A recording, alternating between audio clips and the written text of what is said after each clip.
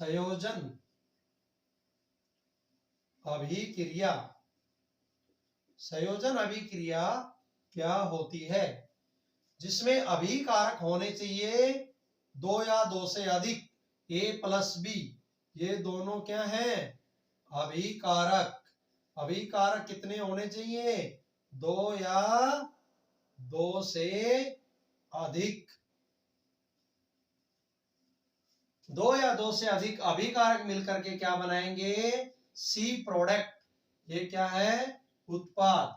और उत्पाद कैसा होना चाहिए? एकल, यानी अकेला उत्पाद होना चाहिए। दो या दो से अधिक अभिकारक मिलकर के एकल उत्पाद का निर्माण कर दे, उसे संयोजन अभिक्रिया कहते हैं।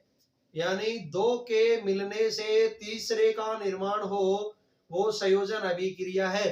कोई भी दो चीज मिलकर के तीसरी चीज का निर्माण कर सकती हैं, उसे संयोजन कहेंगे। लेकिन प्रोडक्ट एकल होना चाहिए, दो नहीं। जैसे A प्लस B, अभिकारक कितने थे या रिएक्टेंट कितने थे? मोर देन 2, यानी दो या दो से अधिक। प्रोडक्ट कितना मिला? 1, यानी सिंगल प्रोडक्ट अपने को मिल गया। यही संयोजन अभिक्रिया। अब संयोजन अभिक्रिया के कुछ एग्जांपल ले लेते हैं। जैसे कार्बन प्लस ऑक्सीजन, कोयले का दहन।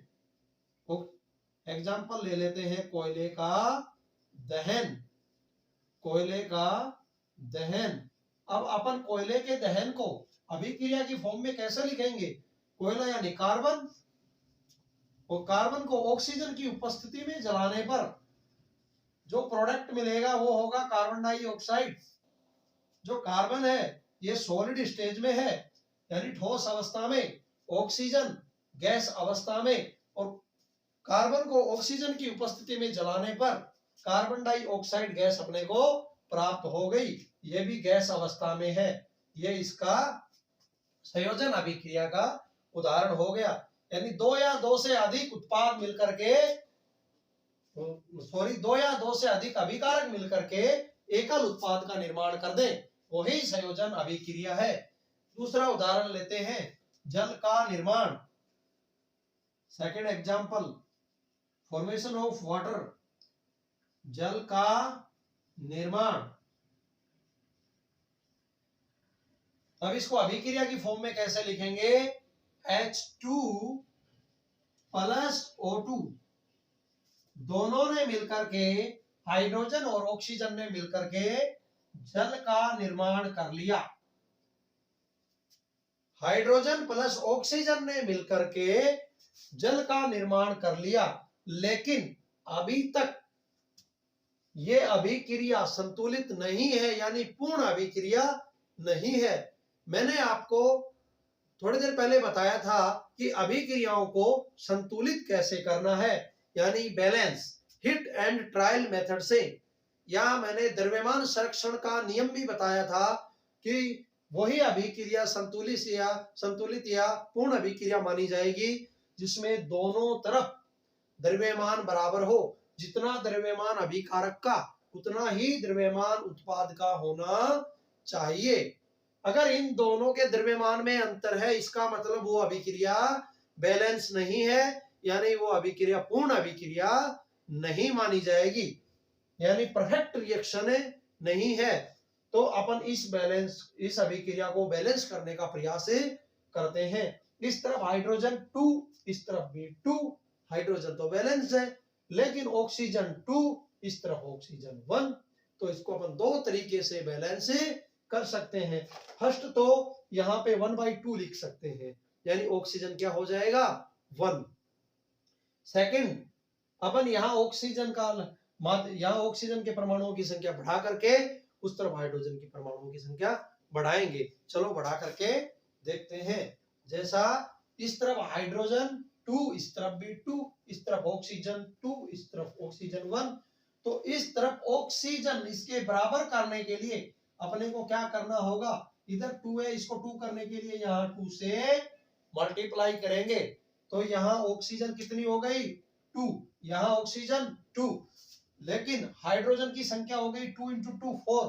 यहाँ ऑक्सीजन है, यहाँ सॉरी हाइड्रोजन है 2, इसको 4 करने के लिए यहाँ 2 से मल्टीप्लाई करूंगा, 2 इंटू 2 यानी 4। यहाँ हाइड्रोजन परमाणुओं की संख्या कितनी हो गई? 4। यहाँ हाइड्रोजन परमाणुओं की संख्या कितनी हो गई? 4। जैसे हाइड्रोजन परमाणुओं की संख्या 4, यहाँ भी हाइड्रोजन परमाणुओं की संख्या 4, यहाँ ऑक्सीजन परमाणुओं की संख्या 2, यहाँ भी ऑक्सीजन परमाणुओं की संख्या 2, यानी ये अभिक्रिया बैलेंस हो गई। 2H2 plus O2 2H2O। अब इसके कुछ सिंबल है, सिंबल अपन लिख देते हैं। यहाँ H2 गैस की फॉर्म में था, इसलिए अपन ने गैस के लिए क्या सिंबल लिया था? G। ऑक्सीजन भी गैस की फॉर्म में थी, इसलिए यहाँ अपन ने ले लिया G।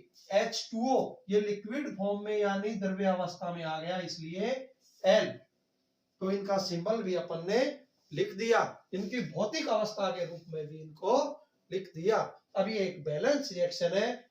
इस H2 प्लस O2 को इस तरीके से भी अपन बैलेंस कर सकते हैं। एक तरीके से तो यहाँ 2 इंटू 2 किया। नेक्स्ट अपन देख सकते हैं H2 प्लस O2, यहां लिख दिया H2O। तो एक रास्ता तो ये था बैलेंस करने का, और सेकंड अपने पास ये है कि हाइड्रोजन के साथ कोई छेड़खानी ना की जाए, लेकिन ऑक्सीजन में कुछ परिवर्तन कर दिया जाए। तो ऑक्सीजन में यहाँ ऑक्सीजन परमाणुओं की संख्या कितनी है? 1। यहाँ कितनी है? 2। तो इसको 1 करने के लिए 1/2 से मल्टीप्लाई कर सकते हैं। 1/2 इंटू 2 कितना होता है? 1। यहाँ भी, यहाँ पे हाइड्रोजन परमाणुओं की संख्या कितनी हो गई? 2। यहाँ पे ऑक्सीजन परमाणु की संख्या कितनी हो गई? 1। यहाँ पे हाइड्रोजन की परमाणुओं की संख्या कितनी हो गई? 2। ऑक्सीजन परमाणुओं की संख्या कितनी हो गई? 1। जितना हाइड्रोजन इस तरफ है उतना ही हाइड्रोजन इस तरफ, जितना ऑक्सीजन इस तरफ उतना ही ऑक्सीजन इस तरफ, यानी दोनों तरफ से अपन ने इसको बैलेंस कर दिया। फर्स्ट एग्जांपल देखा, बर्निंग ऑफ कोयल, कोयले का दहन, जल का निर्माण, फॉर्मेशन ऑफ वाटर। ये दोनों अभिक्रियाएं अपन ने देखी। Reactant more than 2, product only for single, यानी अपने को अभिकारक मिला 2 या 2 से अधिक, और उत्पाद मिला अकेला। अब एक अभिक्रिया संयोजन अभिक्रिया की और देख लेते हैं। एक एग्जांपल संयोजन अभिक्रिया का और देखते हैं। CaO कैल्शियम ऑक्साइड की अभिक्रिया जब जल के साथ करवाई जाए, H2O के साथ करवाई जाए, तो प्रोडक्ट बनेगा calcium hydroxide. Calcium hydroxide CaO। इसकी स्टेज देखी जाए तो ये सॉलिड स्टेज में पाया जाता है कैल्शियम ऑक्साइड। H2O ये लिक्विड अवस्था के अंदर है L। कैल्शियम हाइड्रोक्साइड ये जलीय अवस्था के अंदर बन गया।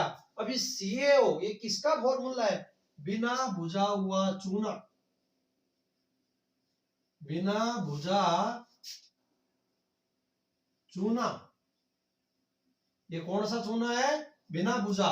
और ये पानी डालने के बाद में बुझा हुआ चूना बन गया, बुझा हुआ चूना।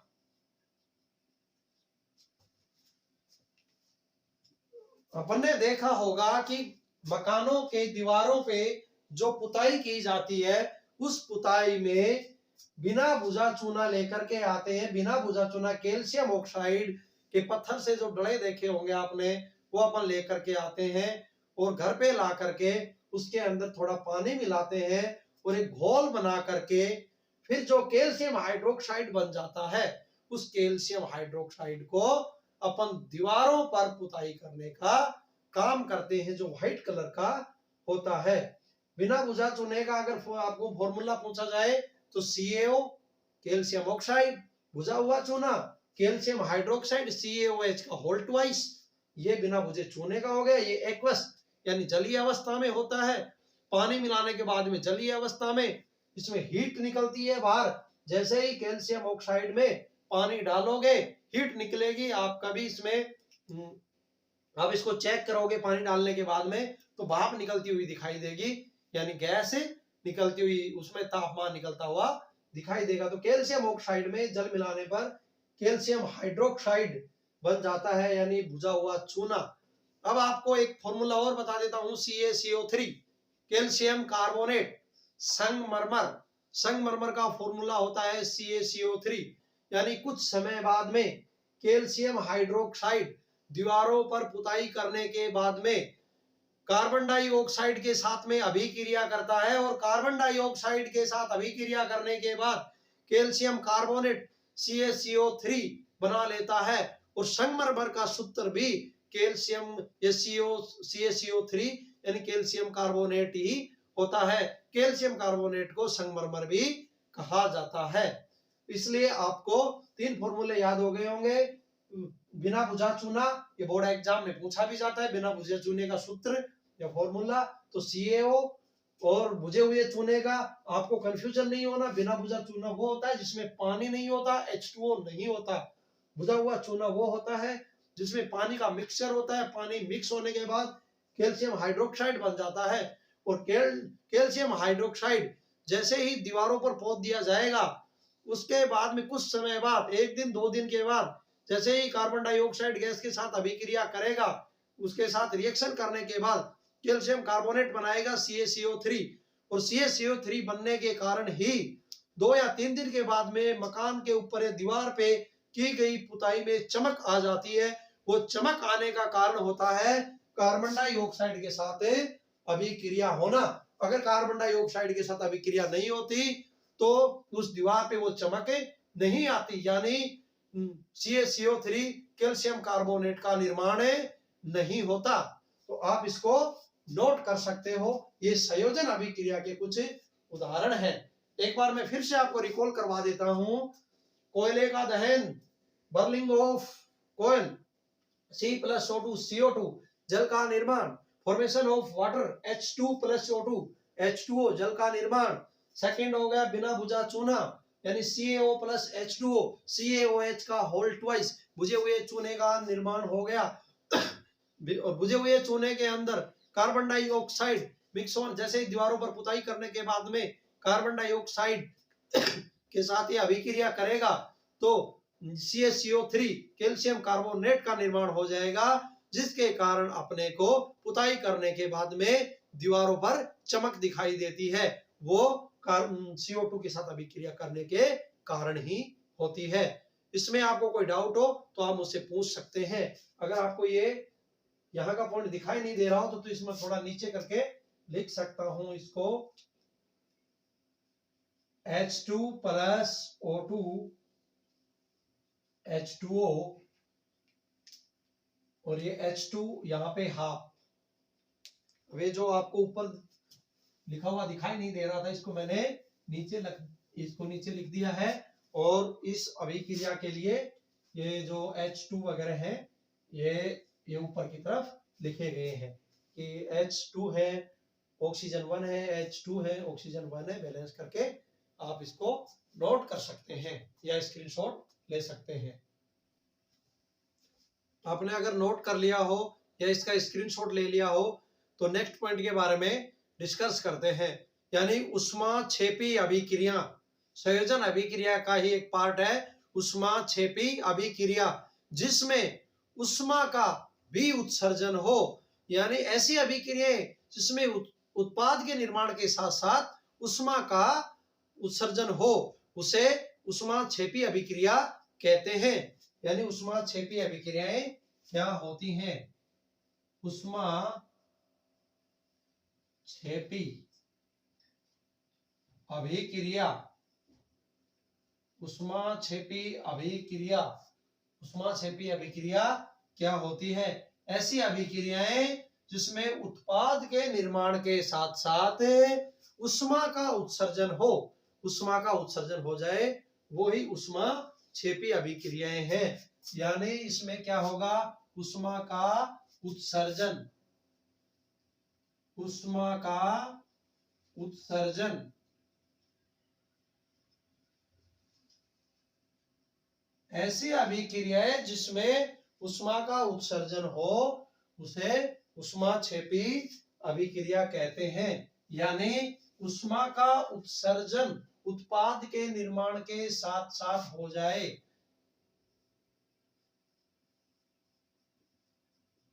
उष्मा उत्सर्जन,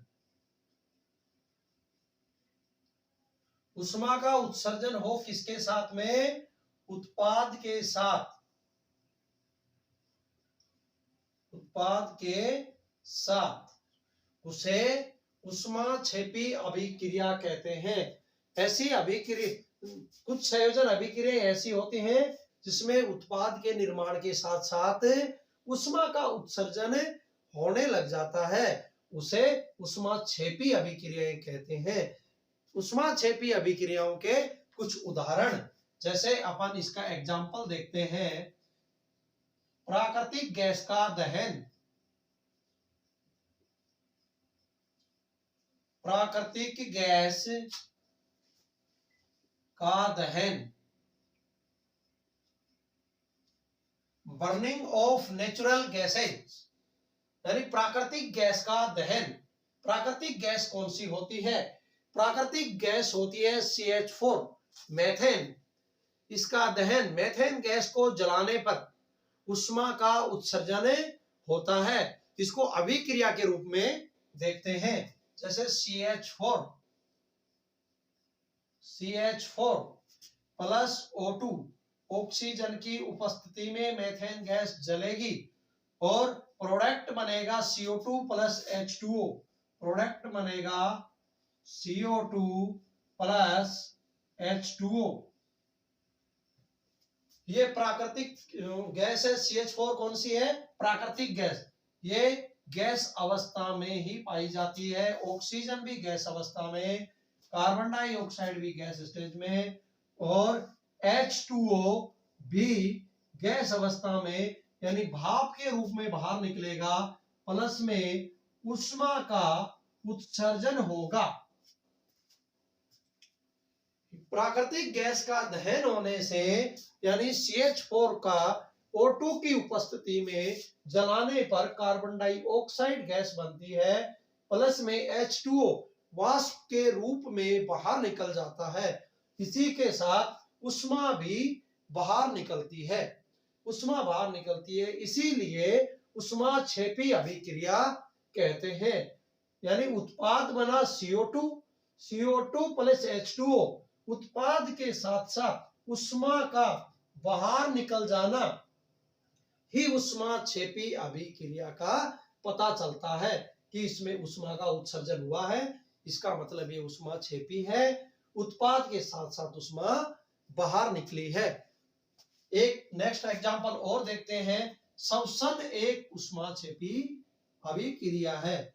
अब अपन श्वसन की बात कर रहे थे चैप्टर के स्टार्टिंग में, तो श्वसन भी एक क्या है, श्वसन एक रासायनिक अभिक्रिया है, यह अपन ने पढ़ा था। लेकिन श्वसन एक उष्माक्षेपी अभिक्रिया है। श्वसन क्या है, उष्माक्षेपी। श्वसन एक उष्माक्षेपी अभिक्रिया है।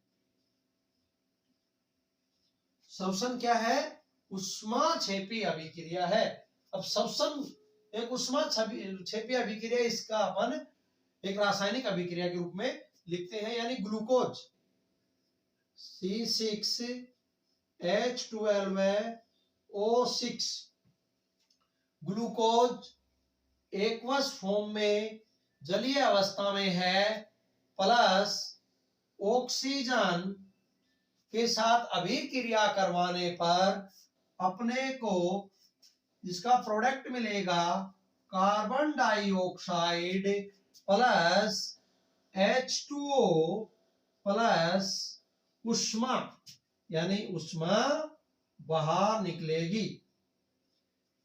ये अभिक्रिया अभी बैलेंस नहीं है, अनबैलेंस रिएक्शन है, यानी ग्लूकोज ऑक्सीजन के साथ अभिक्रिया करने पर कार्बन डाइऑक्साइड H2O और उष्मा बाहर निकाल देता है। जैसे अपन श्वसन सांस लेते हैं, जैसे ही अपन श्वसन की प्रक्रिया स्टार्ट करते हैं तो मुंह से कार्बन डाइऑक्साइड गैस बाहर निकलती है, लेते तो है ऑक्सीजन, ऑक्सीजन के साथ जैसे ही शरीर में ग्लूकोज की अभिक्रिया होती है तो जैसे ही अपन गैस बाहर निकालेंगे ऑक्सीजन तो अंदर लेंगे और कार्बन डाइऑक्साइड बाहर निकालेंगे।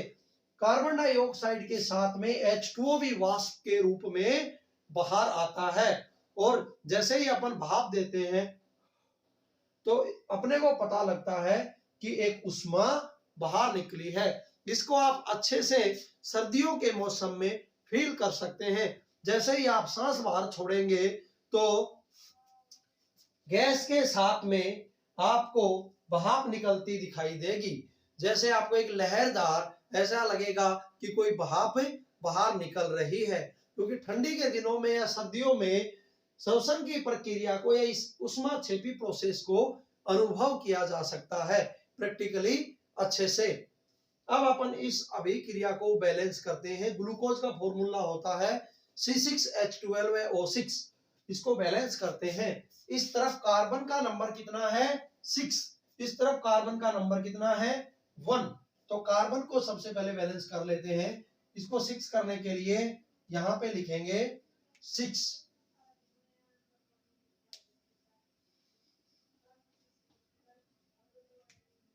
यहां पे लिखेंगे 6, यानी कार्बन बैलेंस हो गया। यहां मैं नंबर भी लिख देता हूं। कार्बन, यहां कार्बन 6 है, हाइड्रोजन 12 है, ऑक्सीजन 6 है, यहां पे ऑक्सीजन 2 है, यहां पे कार्बन 6 है, ऑक्सीजन 6 इंटू 2 12 है, यहां पे हाइड्रोजन 2, ऑक्सीजन 1। अब इसको बैलेंस करते हैं।